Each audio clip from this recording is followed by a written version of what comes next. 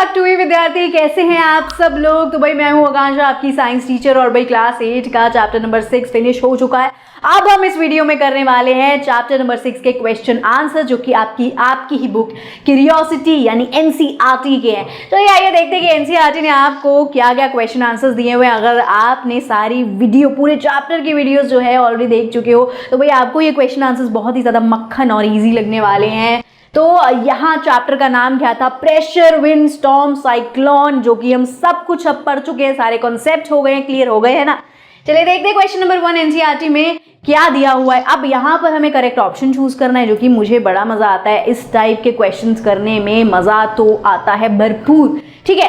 अब यहाँ देखो, एक आपको फिगर दी हुई है ये वाली, ठीक है।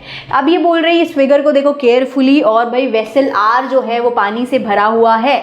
सो कब जो पानी की पोरिंग है, जब अगर रुक जाएगी, ठीक है, when the pouring of water stop, जब आर को भरना बंद कर देंगे तो जो लेवल ऑफ वाटर होगा वो कितना होगा? पी में, क्यू में, आर में या तीनों में, ठीक है। ऐसा कुछ आपको चूज करना है। देखते हैं ऑप्शंस क्या है और हो क्या रहा है यहाँ। सबसे पहले आर एक बड़ा सा वेसल है जिसके अंदर पानी भर दिया गया है। अब देखो उससे कनेक्टेड है पी और क्यू। सो धीरे धीरे, और ये तीनों ही सेम लेवल पे रखे हुए हैं, तो धीरे धीरे पानी जो है वो पी और क्यू में जाने लग जाएगा। अब ये बोल रहे हैं इसके बाद होगा क्या? हाईएस्ट जो वेसल, मतलब हाईएस्ट जो वाटर लेवल है वो वेसल पी में होगा, या वो क्यू में होगा, या वो आर में होगा, या फिर इक्वल हो जाएगा तीनों वेसल में और वो रुक जाएगा और फिर कहीं इधर उधर नहीं जाएगा। तो अब देखो हमें पता है ये तीनों ही सेम लेवल पे हैं, पानी डिवाइड हो रहा है धीरे धीरे, इधर और इधर जा रहा है। जब सेम लेवल पे आ जाएगा पानी तीनों ही जगह, तो वो रुक जाएगा, यही यानी कि फोर्थ वाला इसका करेक्ट आंसर है। नेक्स्ट देखते हैं अब यहाँ पर क्या है। अब नेक्स्ट क्वेश्चन ये है, a rubber sucker M is pressed on a flat smooth. Rubber sucker सबको पता है क्या होता है, वो जो चिपकाने वाला होता है, ट्रांसपेरेंट से ऐसे चिप करके चिपका देते हैं उसको किसी स्मूथ बोर्ड पे भी चिपका सकते हैं, ऐसे सरफेस पे, स्मूथ सरफेस पे, और फटाफट से चिपक जाता है। जो कि मैंने आपको बताया था कार के शीशों में पहले वो जो विंड शेड्स आते थे उसके बीचों बीच वो लगा होता था, और उसको आप ऐसे चिपका देते थे, बहुत थोड़ा प्रेशर लगा के चिपका देते, तो एयर सारी बाहर निकल जाती थी और वो बहुत अच्छे से चिपक जाता था, ठीक है। ग्रैब कर लेता था, ग्रिप बना लेता था। क्यों? क्योंकि एयर प्रेशर सारा बाहर निकल गया और बाहर का एटमॉस्फेरिक प्रेशर ज्यादा है और अंदर कम है, इस वजह से वो चिपक गया, ऐसा होता है। तो ये यहाँ पर बोल रहे हैं ये कि जो सकर है एम, वो प्रेस कर दिया है एक फ्लैट स्मूथ सरफेस पे, और दूसरा ही सेम टू सेम सकर लिया है इन्होंने, एन जिसका नाम दे दिया इन्होंने, और वो कह रहे हैं उसको प्रेस कर दिया है एक रफ खुरदुरे सरफेस पे। अब होगा क्या? स्मूथ सरफेस पे तो भाई अच्छे से वो चिपक पाएगा। क्यों? क्योंकि सारी एयर दबाने के बाद सारी एयर नीचे से निकल जाएगी अच्छे से, और बाहर का एटमॉस्फेरिक प्रेशर ज्यादा होगा, अंदर का कम होगा, इस वजह से क्या होगा? वो चिपक जाएगी, होल्ड कर लेगी, क्योंकि अंदर इतना स्ट्रांग नहीं है। लेकिन एन में क्या हो जाएगा कि भाई अंदर भी एयर प्रेशर अच्छा खासा होगा, स्मूथ सरफेस नहीं है, तो वो चीज ट्रैप हो जाएगी पूरी तरह से, हवा जो है बाहर नहीं निकल पाएगी रफ सरफेस होने की वजह से, ठीक है। ये चीज होगी। तो अब देखो इसमें ऑप्शन नंबर क्या है, M will stick but N will not। तो ऐसा ही होगा, M तो अच्छे से चिपक जाएगी स्मूथ सरफेस पे, और N जो है वो अच्छे से वो चिपकेगी ही नहीं बेसिकली, ठीक है। चलिए अब नेक्स्ट देखते हैं यहाँ पर third, a water tank is placed on a roof of a building. एक वाटर टैंक है, वही टंकी अपने घर पे जो पानी की होती है छत पे वहीं रखी हुई है, एट अ हाइट h, ठीक है, एक हाइट पे रखी हुई है जिसको इन्होंने h बोल दिया है, बताया नहीं है कितनी हाइट, ठीक है।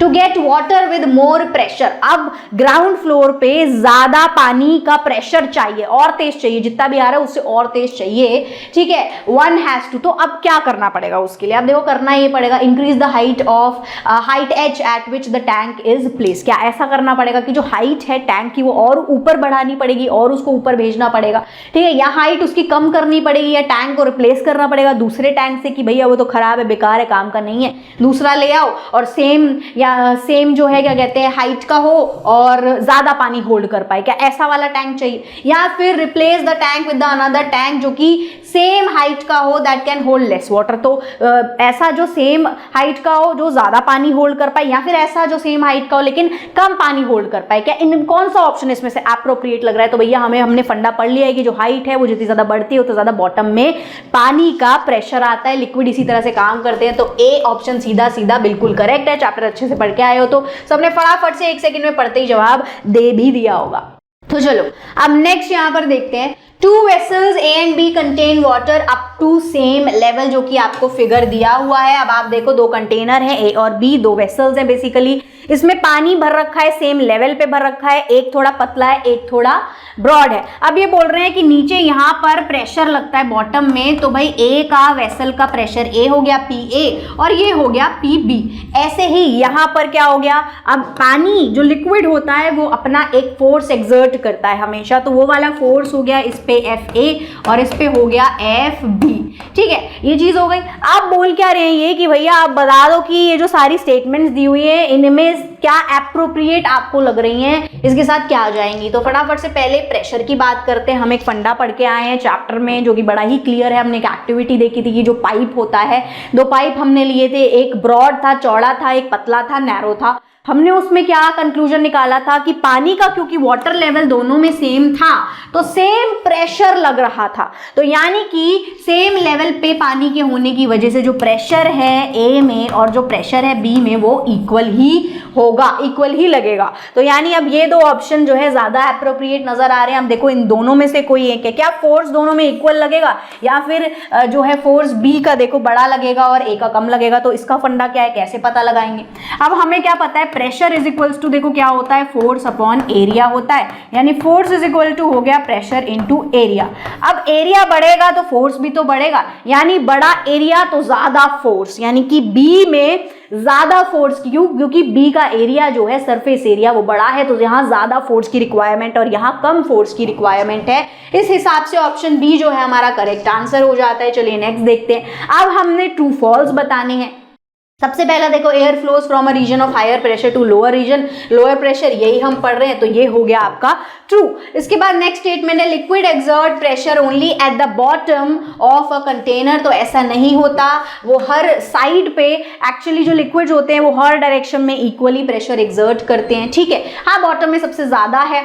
आप देखो यहाँ पर weather is stormy at a eye of cyclone, ये तो इन्होंने उल्टा ही बोल दिया, ऐसा नहीं होता, जबकि जो बीच साइक्लोन की आंख होती है वो सबसे ज्यादा शांत होती है।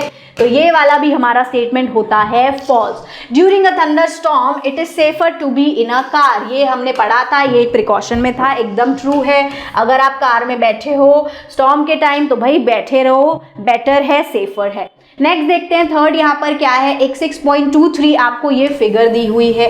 ठीक है, दूसरी आपको एक और फिगर दी हुई है 6.23 की बी फिगर, ए और बी 2 फिगर्स आपको दी हुई है, जिसमें लड़का जो है, बॉय जो है, एक तो इस तरीके से लेटा हुआ है हॉरिजॉन्टली और एक वर्टिकली ये खड़ा हुआ है। ये पूछ रहे हैं कि जो बॉय है वो ज्यादा कब सिंक करेगा, मतलब कब नीचे धरती में जो मिट्टी में मतलब धंसता जाएगा, ज्यादा इधर वो धंस जाएगा या इधर वो धंस जाएगा। तो देखो इसके पीछे भी लॉजिक वही सेम है हमारे पास, pressure is equal to force upon area. अभी अभी हमने पीछे क्या देखा है कि भाई जो फोर्स है, ये देखो अब जो फोर्स है वो ज्यादा लगेगा अगर एरिया ज्यादा है। ठीक है, और प्रेशर का भी फंडा क्या है हमारे पास, देखो pressure is opposite vice versa. तो देखो यहाँ पर क्या है, सरफेस एरिया कम है, ठीक है, जगह कम है, तो एक ही जगह सरफेस एरिया कम होने की वजह से ज्यादा प्रेशर लग रहा है, जिसकी वजह से ये जल्दी नीचे धंसता चला जाएगा। ऐसे अगर ये खड़ा है तो कंपैरेटिवली ये लेटा हुआ है, तो देखो सरफेस एरिया इसने कितना सारा ले लिया है,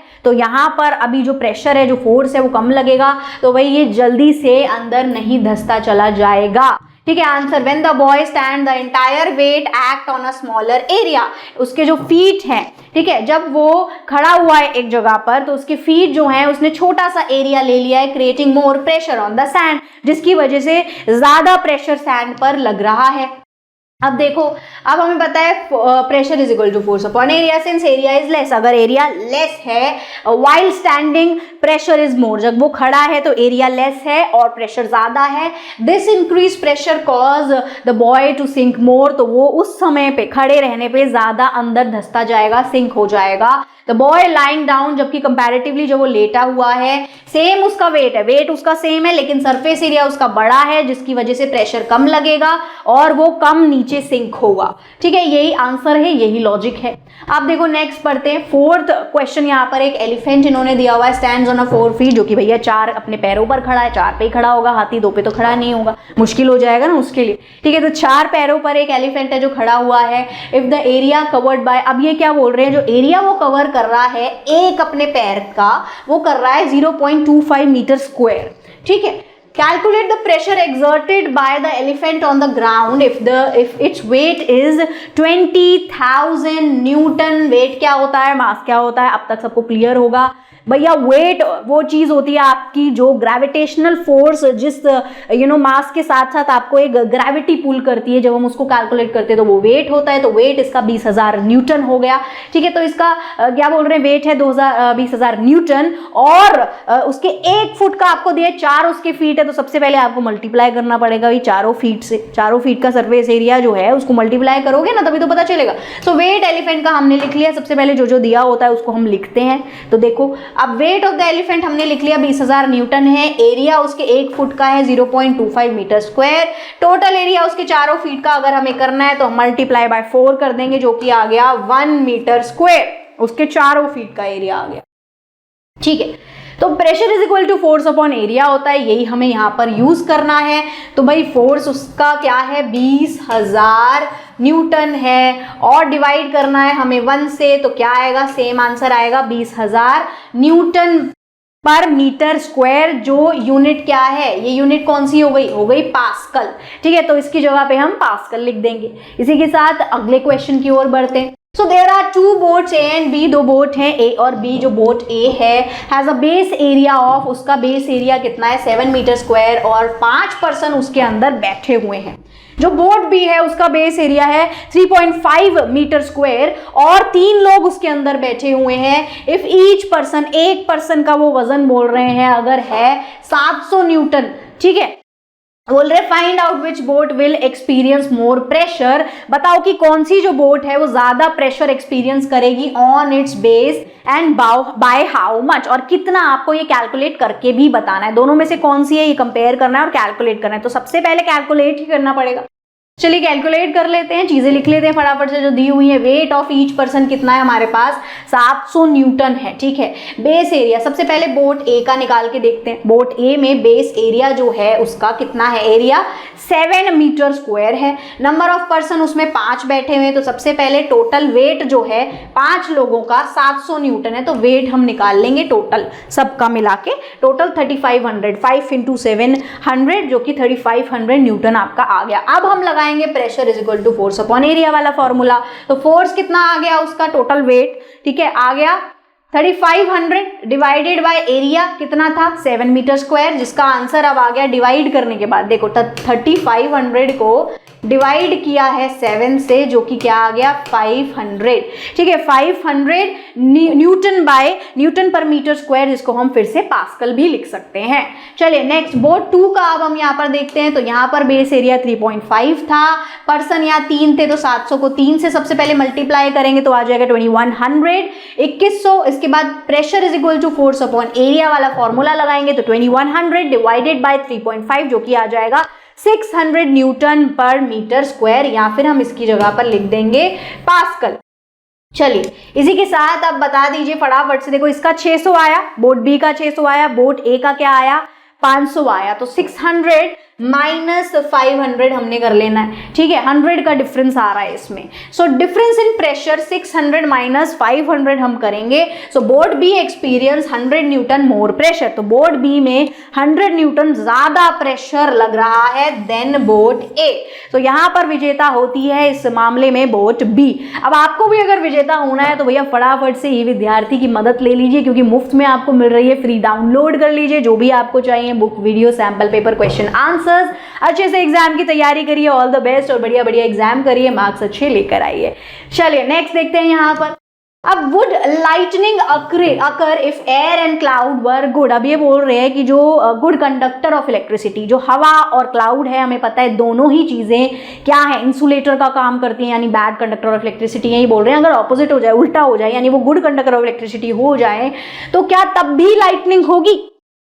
अगर होगी तो क्यों या नहीं होगी तो क्यों, ये बताना है हमको। तो भैया नहीं होगी, अगर वो गुड कंडक्टर होगा तो वो चार्ज जो होंगे वो डिस्चार्ज होगा ही नहीं, चीजें ही नहीं होंगी, वर्क ही नहीं करेगी। Lightning would not occur if air and cloud were good conductors of electricity. अब ऐसा क्यों है, वजह दे देते हैं, पहले हमने बता दिया ना नहीं होगा मुन्ना ऐसा। अब क्यों नहीं होगा, लाइटनिंग हैपन्स बिकॉज, लाइटनिंग होती ही क्यों है, क्योंकि भाई जो एयर है वो पुअर कंडक्टर ऑफ इलेक्ट्रिसिटी है, उसकी बस की है ही नहीं झेलना, कंडक्ट करना, which allow opposite electric charge to build up in cloud, जिसकी वजह से क्या होता है, क्लाउड्स के अंदर opposite electric charge build up हो जाते हैं, and between clouds and the ground, और clouds और ground के बीच में भी वो charges build up हो जाते हैं। So when the charge becomes too large, और जब वो charge बहुत सारे हो जाते हैं, air's resistance breaks down, जो air की वो resistance होती है वो टूट जाती है, और सडन एक डिस्चार्ज होता है in the form of lightning, जिससे वो लाइटनिंग आ जाती है। So if air and cloud were good conductor, charge क्या होंगे, वुड फ्लो इजीली, वो तो इजीली फ्लो करेंगे विदाउट बिल्डिंग अप, ठीक है, बिना बिल्ड करे ही अपने आप वो धीरे धीरे फ्लो करते रहेंगे, अर्थ में चले जाएंगे, न्यूट्रलाइजेशन हो जाया करेगा, फिर तो लाइटनिंग आएगी ही नहीं। Therefore no sudden discharge would take place, एकदम से जो सडन डिस्चार्ज होता है, जो लाइटिंग जिस वजह से होती है वो होगी ही नहीं, न्यूट्रलाइजेशन का मामला चलता रहेगा और लाइटिंग होगी नहीं, ठीक है। इस तरीके से हम नज़ारे देखने ही पाएंगे। फिर अब नेक्स्ट आखिरी सवाल अभी के लिए इस वीडियो में ये वाला है, फिर हम बाकी क्वेश्चंस नेक्स्ट वाली वीडियो यानी पार्ट 2 में करेंगे, क्योंकि फिर आप बोलोगे इतनी लंबी लंबी वीडियो बना रही है। So what will happen to the two identical balloon A and B. ये देखो यहाँ पर एक सेटअप है, एक बॉटल है, इसके ऊपर एक फनल लगाई है, एक जार से इसके अंदर पानी डाला जा रहा है, यहाँ दो छोटी छोटी सी देखो ट्यूब सी निकाल रखी है और यहाँ लगा रखे हैं सेम साइज के दो डिफरेंट कलर के बैलून। अब यहाँ पानी भरता चला जा रहा है, लेवल इसका ऊपर हुआ चला जा रहा है। तो अब यहाँ पर जो बलून है उनका जो बल्ज आउट है वो किस हिसाब से होगा। अब देखो बोल रहे हैं ये बॉटल जो है एक सर्टेन हाइट तक फिल होने के बाद will both the balloon bulge, क्या दोनों ही बलून सबसे पहले तो फूलेंगे, तो हाँ भाई फूलेंगे, पानी भर जाएगा दोनों में। इफ यस, अगर हाँ ये जवाब है आपका, सो तो आपको क्या बताना है, विल दे बल्ज इक्वली, क्या दोनों ही इक्वली बल्ज होंगे या अलग अलग दोनों में बल्ज आउट होगा। अगर इक्वल होंगे तो क्यों होंगे, जरा हमें कारण बता दो, ठीक है। तो रीजन हमने बता देना है। सबसे पहले तो हमारा जवाब है हाँ कि दोनों ही बल्ज आउट होंगे, दोनों ही इक्वली फूलेंगे, इक्वल पानी दोनों में जाएगा। क्यों, क्योंकि हमें ये चीज पता है when water is poured into the bottle, जब पानी को बॉटल में भरा जा रहा है तो वो क्रिएट कर रहा है मतलब it creates a water column, है ना, level. The pressure at the bottom of the bottle due to the water column act equally, तो जो प्रेशर है बॉटम में वो इक्वली लगेगा इन ऑल डायरेक्शन, नीचे बॉटम में इक्वली लगेगा in all direction including the two side of opening, जो दोनों साइड ओपनिंग है उधर भी इक्वली प्रेशर इक्वली जाएगा, तो इक्वल डिस्ट्रीब्यूशन हो जाएगी,